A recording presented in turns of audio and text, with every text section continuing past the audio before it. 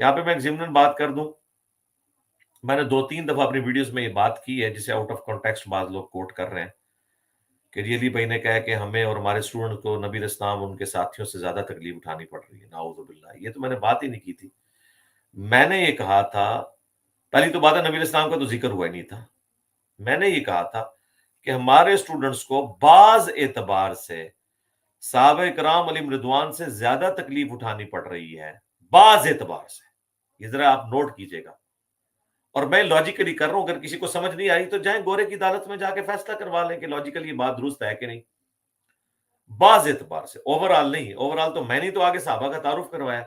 हमसे पहले किसी को पता था अबू जर गिफारी कौन है और हमारे बिन यासिर कौन है? ठीक है, हमारी वीडियोस आई हैं ना इनके ऊपर। जाए दाया पोर्टल के ऊपर देखें, पूरी पूरी बायोग्राफी साहबा कराम की रिकॉर्ड है। लिहाजा हमें तो किसी सर्टिफिकेट लेने की जरूरत नहीं है। आप जिसने सर्टिफिकेट लेना है वो यहां से लेगा, हमें नहीं किसी सर्टिफिकेट लेने की जरूरत। तो मैंने कहा था बाज एतबार से, तो मैं लॉजिकल ये बात कर रहा हूं। अगर आप इसको लॉजिकली गलत साबित करें, जज्बाती छोड़ दें। और ये बाद लोग जो कहते हैं ना, अली भाई इस तरह के जुमले क्यों बोल देते हैं कि बाद में उसको एक्सप्लेन करना पड़ता है। मेरे भाई जुमले तो मैंने बोलने हैं, मैं जानबूझ के बोलता हूं ऐसे जुमले, ताकि आपकी बुत परस्ती, आपका दिमाग खोलूं। मैं भी मुनाफिकाना तरीके से बात कर सकता हूं, लेकिन मैं ओपन बात इसीलिए करता हूं ताकि ये सारे बैरियर टूट जाए। मेरे पास बड़ा चांस है, लेकिन मैं आपको गारंटी दूंगा कुरान और सुन्नत के दलाइल की रोशनी में कोई उसे गलत नहीं साबित कर सकेगा। आप कह सकते हैं कि इसकी वजह से ये हो गया, मुझे कोई फर्क नहीं पड़ता। एक वो वक्त था जब हम ये बाबों को हार डालते, लोग कहते थे जी छोड़ दे इस टॉपिक को, लोग क्या कहेंगे। आप वही लोग बाबों का मजाक उड़ा रहे हैं जो कल तक हमें कहते थे जी अमीर शाम की आप खता को इज्तिहादी खता को कहते हैं, खता तो कहने ही नहीं चाहिए, बस अल्लाह पे छोड़ दें। आज वो हमें आके ये कहते हैं जी आप इज्तिहादी खता भी ना क्या करें, ये तो जानबूझ के खता थी। देखे ना, वक्त के साथ एजुकेट हो गए। तो मैंने कहा था बाज एतबार से वो ज्यादा आजमाए जा रहे हैं इस हवाले से कि साहबा कराम के जो मुखालफीन थे नबी इस्लाम के मुबारक दौर में मक्के के अंदर, वो काफिर थे। जब काफिर से आपका वास्ता पड़ता है ना, फिर मोहब्बत का जज्बा तो खत्म हो जाता है।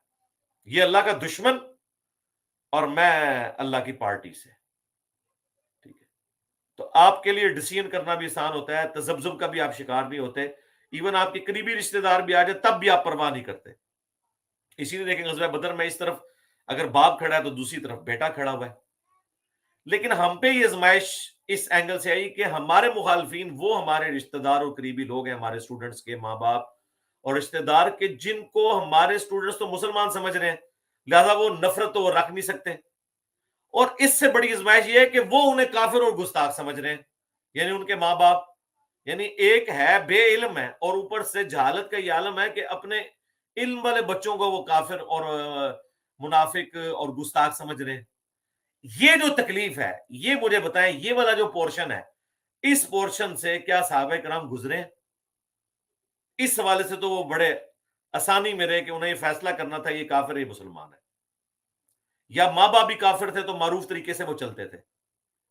अब इनके माँ बाप वो हैं कि जो ये समझते हैं कि हम अगर अपने बच्चों को कत्ल कर देना तो हम जन्नत में चले जाएंगे, हम बड़े आशिक रसूल हैं, हमारे बच्चे तो गुस्ताखे रसूल हो गए।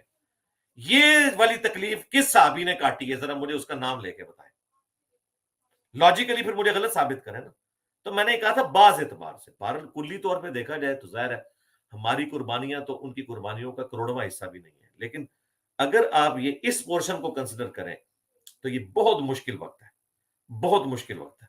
इसीलिए मुस्नद अहमद में हदीस है, नबी इस्लाम से जब अबू बैदा इब्न जरा ने कहा या रसूल सल्लम सबसे बेहतर ईमान किसका है? हमारा होगा ना, हम आपके साथ ईमान लेकर आए, जिहाद किया और आपके साथ शामिल है। आपने फरमाया कि सबसे बेहतर ईमान उनका होगा जो तुम्हारे बाद आएंगे, जिन्होंने मुझे नहीं देखा होगा और तब भी मुझ पे ईमान लेकर आएंगे। यानी ओवरऑल उनका ईमान बेहतर नहीं होगा, लेकिन जुजियात में तो बेहतर है ना कि नबी इस्लाम को देखकर ईमान लाना ये इतना बड़ा कमाल नहीं है जितना ये कि नबी इस्लाम को बगैर देखे ईमान लेके आना।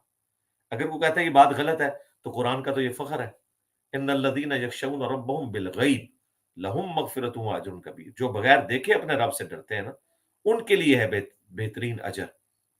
तो अगर अल्लाह को बगैर देखे मानने का अजर है ना, तो नबी इस्लाम को भी बगैर देखने मानने का अजर बहुत बड़े लेवल का है। इसलिए मुस्नद अहमद में सही इब्न हिब्बान में हदीस है कि जो मुझे देखे और ईमान लाए उसे एक दफा बिशारत, और जो ना देखे और ईमान लाए उसे 2 दफा बिशारत, एक रिवायत में 7 दफा बिशारत।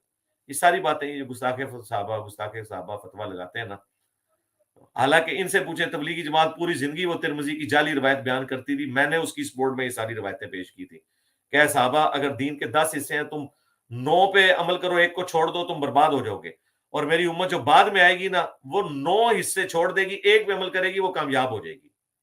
یہ تو ترمذی کی روایت پیش کرتے تھے، تبلیغی جماعت پوری اس روایت کے اوپر کھڑی تھی کہ ہم تھوڑا سا عمل کریں تو ہم کامیاب ہو جائیں گے، صحابہ کرام تھوڑا سا چھوڑ دیتے تو ناکام ہو جائیں گے۔ تو مجھے بتائیں یہ کمپیریزن تو تبلیغی جماعت کی گھٹی میں تھا، اس وقت کسی کو گستاخی نظر نہیں آئی ہے، اس لیے کہ اس سے ان کے فرقوں پہ زد نہیں پڑی تھی نا۔